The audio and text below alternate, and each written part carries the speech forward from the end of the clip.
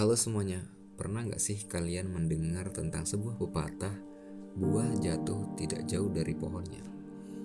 Ya, pepatah itu bisa menjadi sebuah perumpamaan bahwa kita hidup, tumbuh dan berkembang tidak jauh dari apa yang berada di dekat kita. Seperti keluarga, kerabat, teman rumah, dan teman sekolah.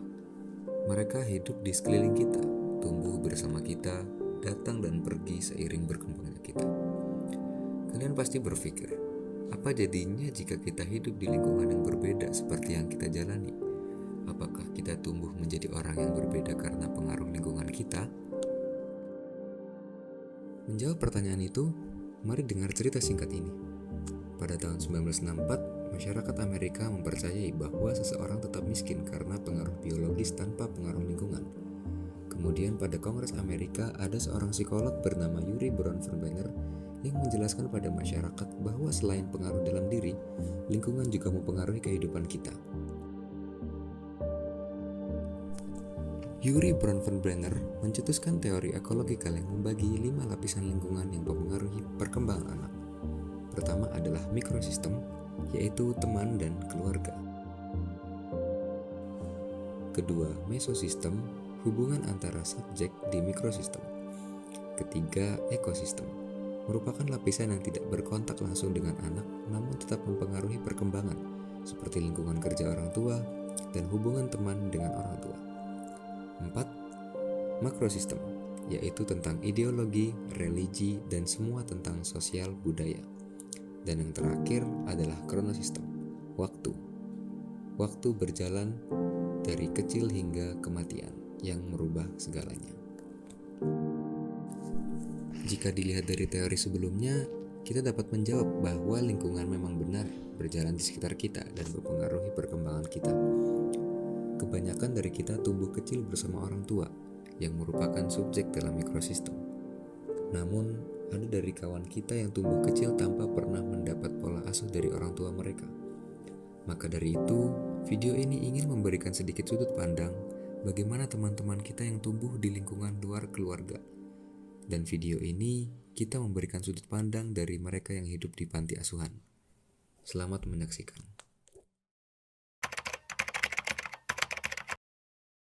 Mulai bangun, anak-anak itu jam 2:30 pagi itu udah bangun. Lalu itu persiapan sholat tahajud sampai dilanjut sampai sholat subuh. Habis sholat subuh ada kultum dari ustadznya yang ada di panti sama mata pelajaran bahasa Arab juga sampai jam 5:30. Nah, jam 5:30 itu anak-anak selesai piket pagi lalu mandi untuk persiapan sekolah. Jadi jam 6:30 itu semuanya udah berangkat sekolah.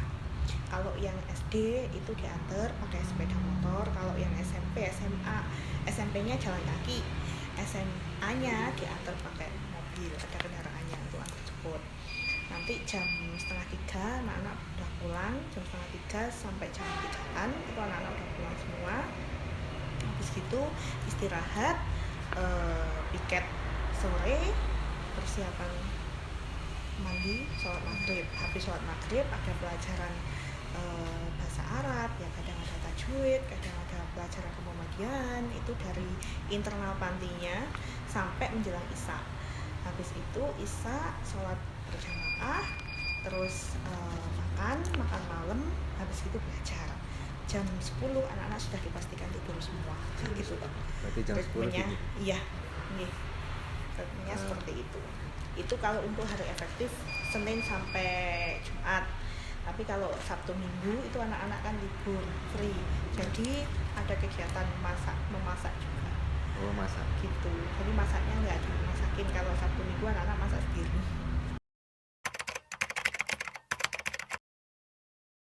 Juga ada SOP, terus juga ada tata tertib ya yang harus dipatuhi sama anak-anak, juga harus dilaksanakan. Jadi yang pertama, larangan keras tinggal di panti ini yaitu membawa HP. Itu memang dilarang keras, membawa HP sama pacaran. Itu memang dilarang keras. Andaikan memang ketahuan bawa HP, itu SP-nya nggak SP 1, 2, 3 tapi langsung finish. Oh, langsung Finish. Ya, gitu.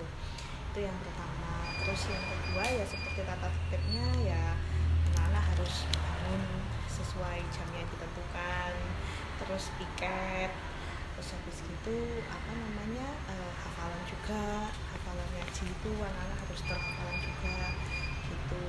Terus sholat tepat waktu, ya gitu aturannya.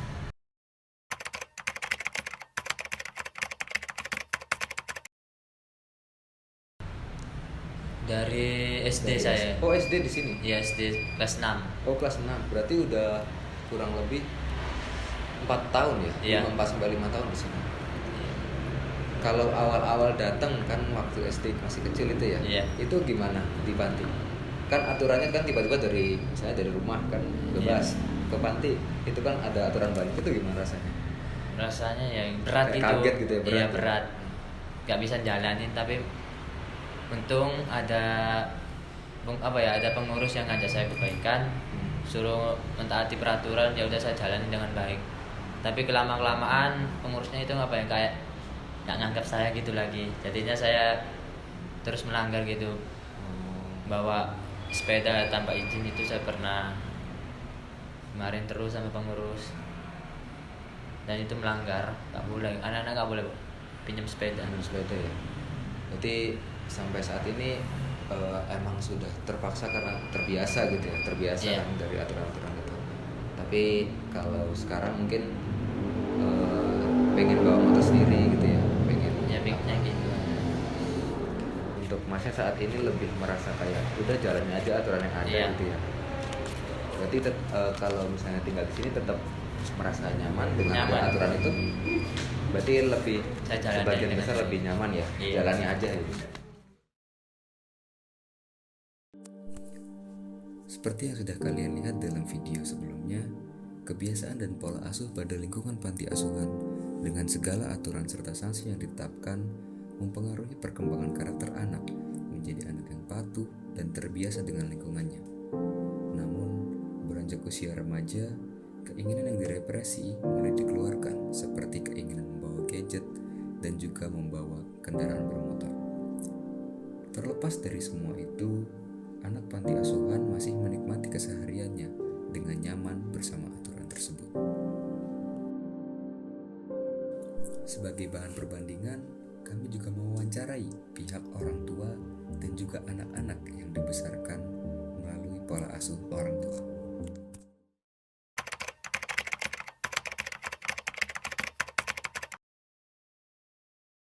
Saya bebaskan, tapi yang jelas dia harus tahu waktu, dalam hal ini adalah sholat. Karena sholat adalah kewajiban untuk dia tuh. Jadi ditekankan pada sholat ya Pak? Ya. Berarti dibebaskan ya, misalnya anaknya mau kesini, Bapak dukung aja gitu ya? Bebas. Adakah alasan kenapa Bapak milih pola asuh bebas itu? Yang saya shotnya itu untuk merawat anak. Oh, jadi lebih ke perasaan ya, jadi lebih enak kalau membebaskan anak gitu ya. Tapi kan rasa ya rasional, karena nggak bisa itu kalau tidak seimbang.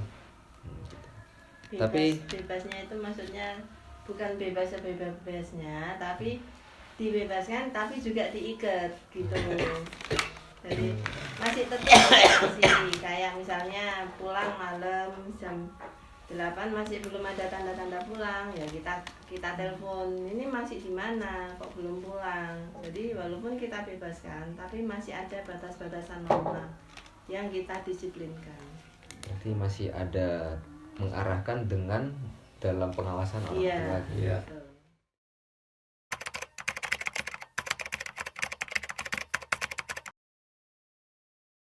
Alhamdulillah nyaman sih. Oh, nyaman sih. Berarti dari pola asuh tersebut masih nyaman-nyaman aja ya? Iya. Kalau untuk pola asuh yang kayak gitu, jadinya tuh Mbak Ila jadi orang yang kayak gimana sih?